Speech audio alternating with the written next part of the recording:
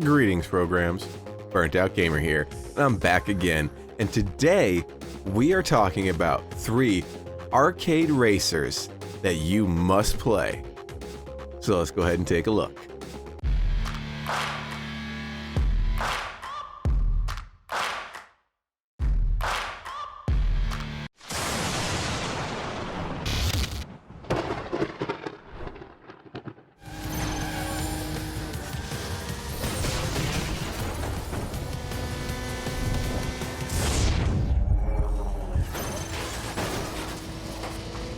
Starting off with a banger, ladies and gentlemen, Split Second. Released in 2010 for the 360 and the PS3, Split Second is a total hidden gem in my opinion of that era, and I have no idea how I slept on it then. In the game, you take place in this fictional reality TV show where you race for money and fame, and I guess your life as well, given the circumstances. Split Second has a total death race vibe to it, and I completely love it. The main gameplay device in Split Second is building up a power play meter that's at the bottom of your screen. You fill this up by doing cool shit like drafting other cars or drifting, and once it starts to fill, you can activate it by triggering events on the track. You have 3 stages in your meter, each getting increasingly dramatic when triggered.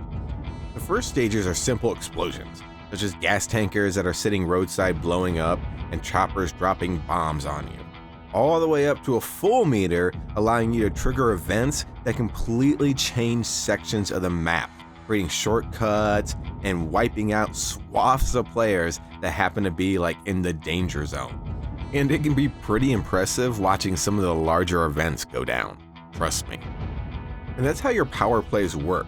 You'll see a little icon appear over a racer's head, letting you know that you can trigger the event. Split Second is set up as episodes, each having a series of events, races just being one of them. There's also modes such as Airstrike, where you're on the run from an attack chopper launching missiles at you, or Survival Mode, the last man in place after each leg gets dropped. There's a pretty good selection of different game modes, honestly. I was a bit surprised. All the cars you can choose from are generic representations. That's not a Camaro, but bro, that's a Camaro. They all look pretty cool though. Which brings us around to the graphics, which I think are fantastic and still look good. There are some gorgeous beauty shots that go down when the events happen. It's awesome looking. The controls are crisp and easy to pick up, which I believe for an arcade racer should be easy to pick up for newbies. We're not talking Forza here. I want something I can pick up and play and just have some fun with. There is a multiplayer mode that you can play online, at least on Xbox because the game is backwards compatible, but it does also feature local co-op split screen, which I don't care who you are, that's awesome for any gamer. If you dig the whole reality TV death race theme and love total chaotic action, I cannot recommend Split Second enough.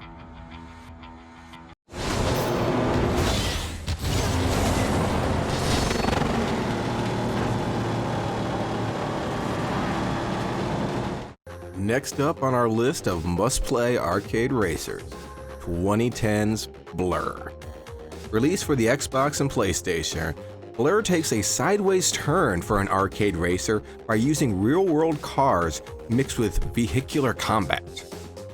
Released by the same studio that made the Project Gotham Racing series, so you know there's got to be some cred when it comes to the racing mechanics, Blur doesn't really have much of a story, to be honest. You're pretty much just a street racer taking on other racers, working your way through challenges to unlock the rights to take on the local champ, gaining fans all along the way. And that's how you progress. Besides finishing races, you have a list of challenges you must complete. Completing those challenges unlocks new areas in the city and opens up new events. Finish enough challenges and gain enough fans, and you'll unlock the right to take on the local turf leader, taking their car if you win the one-on-one race. And that's the one thing about Blur that kinda stands out, the difficulty. Not that it's frustrating, it can just be very challenging. I honestly went in and set the difficulty down to easy while I got used to the controls simply because I could never seemingly break free from the middle of the pack. Some of that might be due to all the combat, as sometimes the races feel less about racing and more about just surviving. It's not like in Split Second where you can only activate your attacks in certain sections. In Blur, it's non-stop all the time. There's a big list of weapons to pick up on the track. Some hone in, others are laid like mines, and some create AoE fields. The game looks pretty good 10 years later. The graphics hold up well enough. The cars themselves look good, with the collision effects doing increased damage as your vehicle takes hits. And the neon weapons are kinda cool looking. It is a little strange though to see a realistic car firing out flashing purple missiles like it ain't shit. Not really bad, just a little odd. The races are large as well, 20 players total, so with everyone battling it out, it can get incredibly chaotic.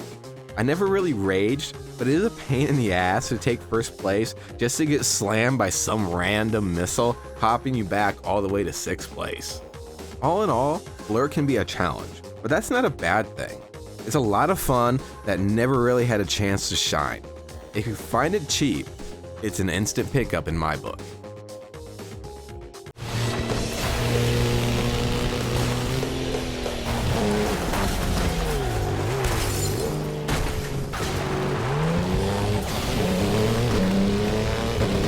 Rounding out our list of arcade racers, and one of my personal favorites, Burnout Paradise. Burnout Paradise is different from our other games on the list in one major way. It's open world, and that changes everything. Originally released in 2008, and then a remastered version came out in 2018, Burnout Paradise carries on the Burnout legacy with style. The open world really opens up the replayability of the game. You're free to roam the city, switching cars with ease simply by just rolling into a junkyard. You start out at the bottom of the barrel with a starter license, and you have to go through taking part in events to upgrade it. And believe me, there are a wide array of races to take part in. You have simple races, stunt trials, marked man, and regardless of which type you choose, it's almost always total carnage. And they give you complete freedom. You have an end goal, like a finish line or a takedown total that you have to achieve, but how you get there or how you do it is completely up to you.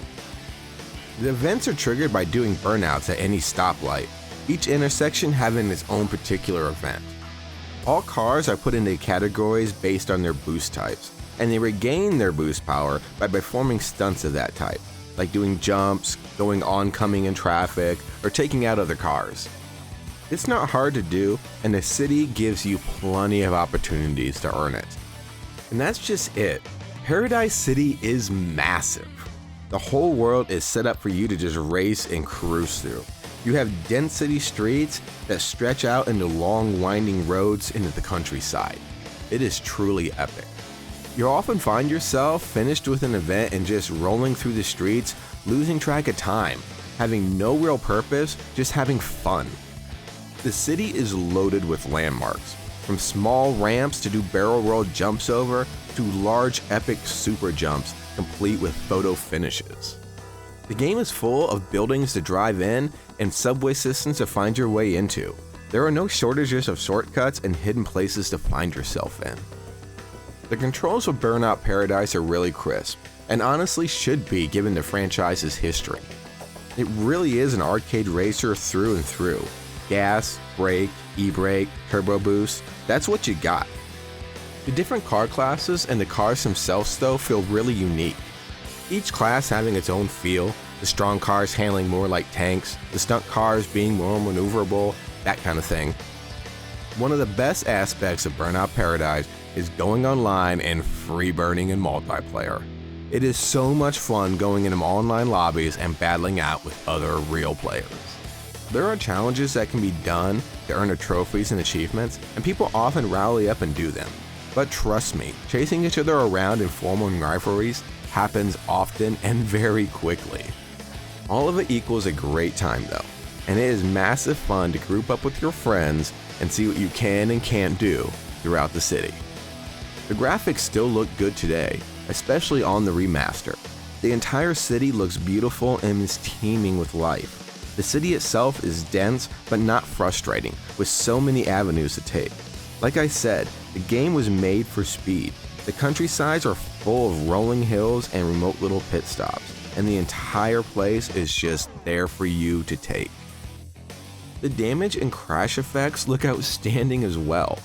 When you wipe out, and you will, and often, you're almost there sitting in awe, watching the carnage. If you're playing the Remaster Edition, you start out with pretty much everything, including Big Surf Island, which is a mini subsection of Paradise City crammed with fun shit to do. Almost like a condensed version of the main island itself, only completely amped up. So if you want some brainless, yet very intense and fun, mindless arcade racing action, I cannot recommend enough Burnout Paradise.